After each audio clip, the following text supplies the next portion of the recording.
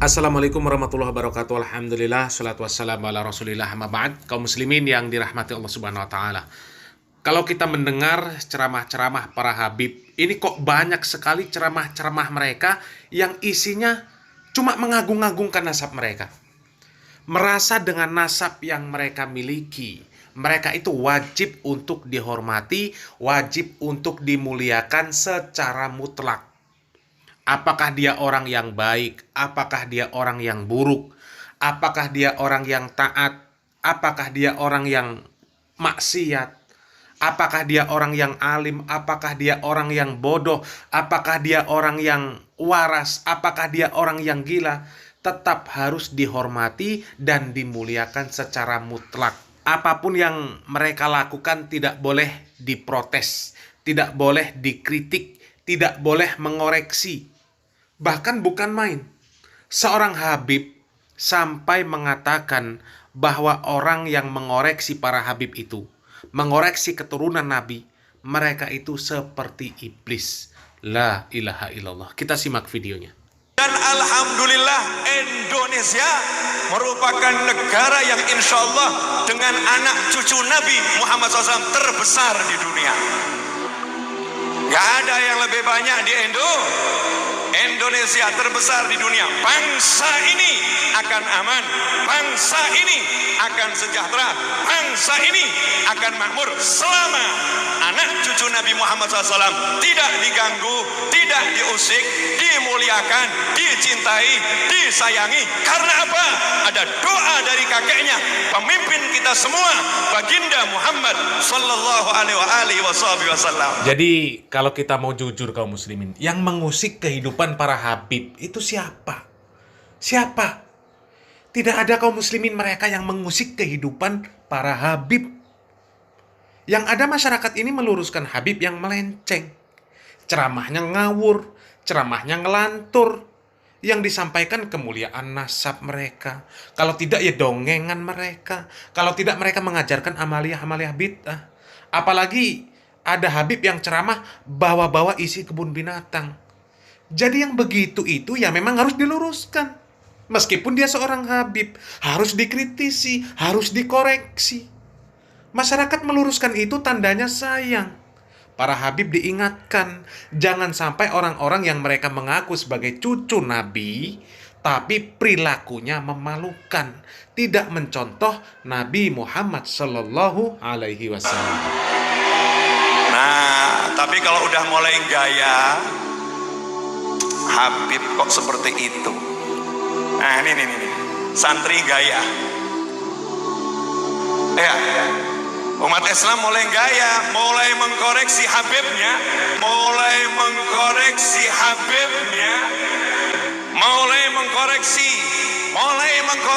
ulama-ulama dari anak cucu Nabi Muhammad SAW.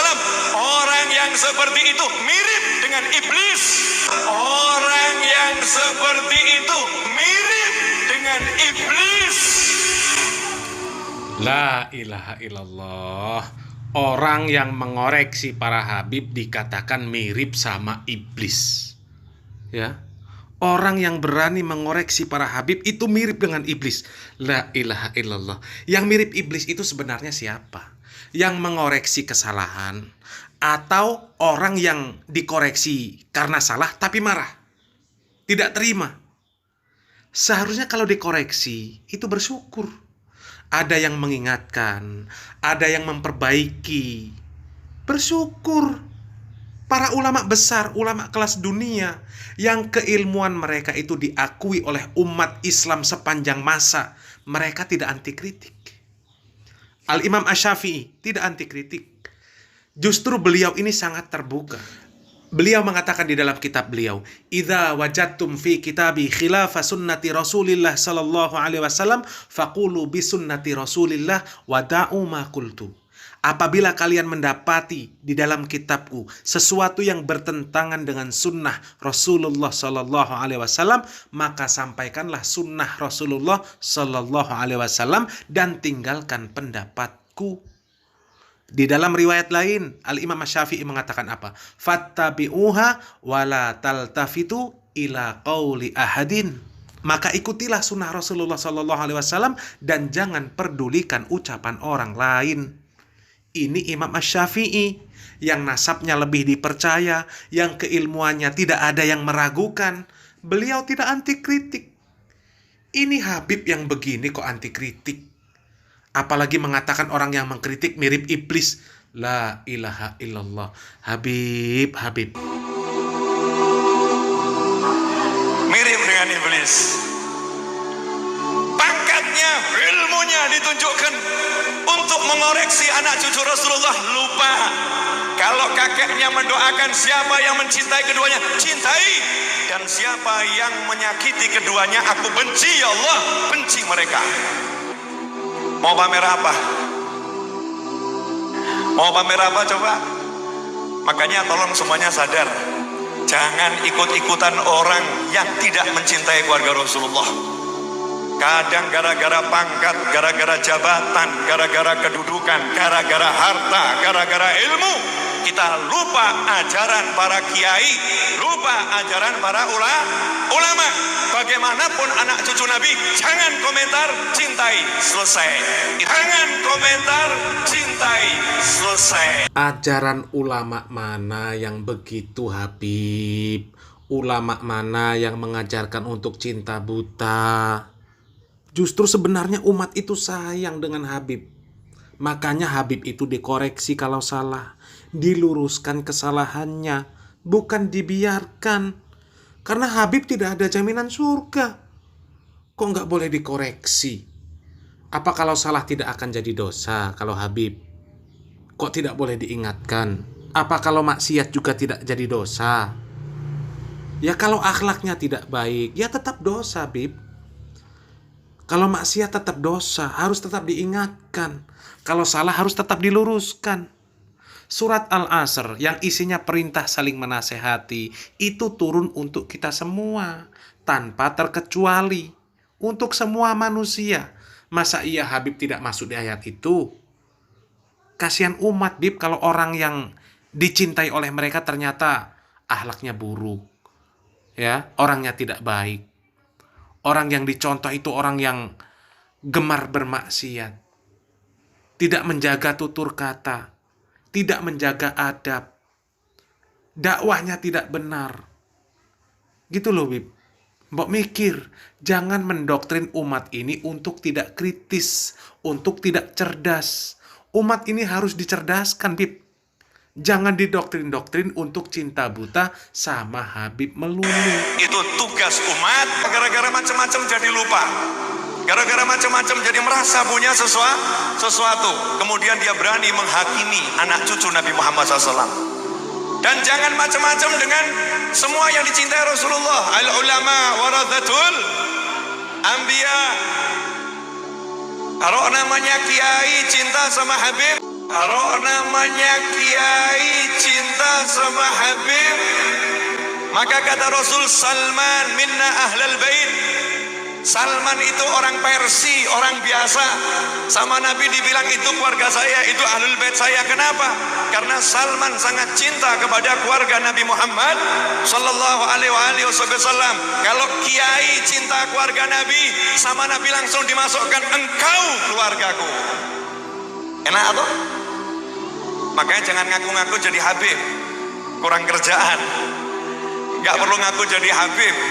Ya, cukup jadi orang yang cinta Habib, cukup jadi orang yang cinta Habib, nanti otomatis udah jadi Habib dalam pandangan Nabi Muhammad SAW.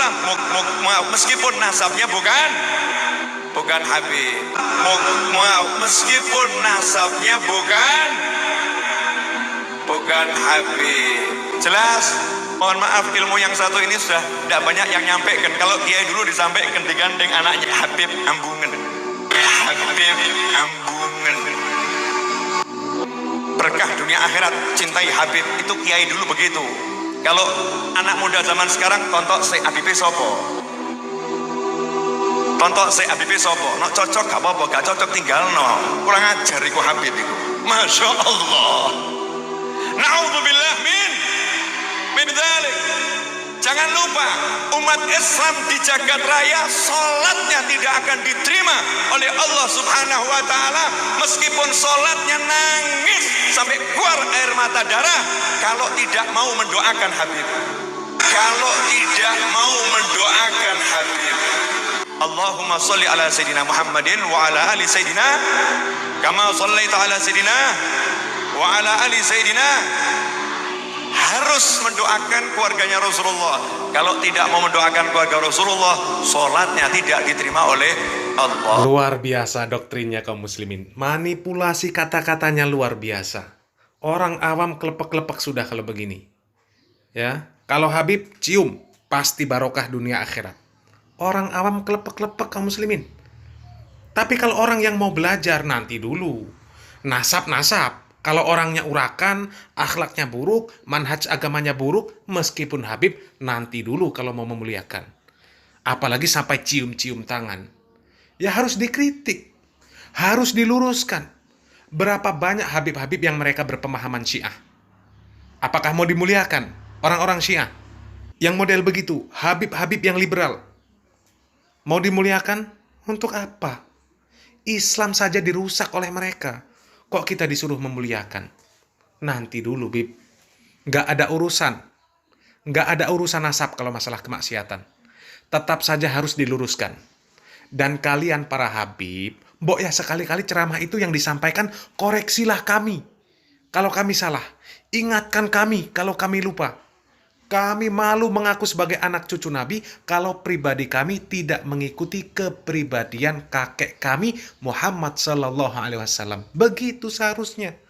Cobalah ada Habib yang begitu, satu saja, yang sadar kalau urusan akhirat itu tidak ada urusan nasab. Faman ya'mal mithqala dzarratin khairan yarah wa may ya'mal mithqala dzarratin syarran yarah. Salam waras, salam akal sehat. Barakallahu fikum. Wassalamualaikum warahmatullahi wabarakatuh.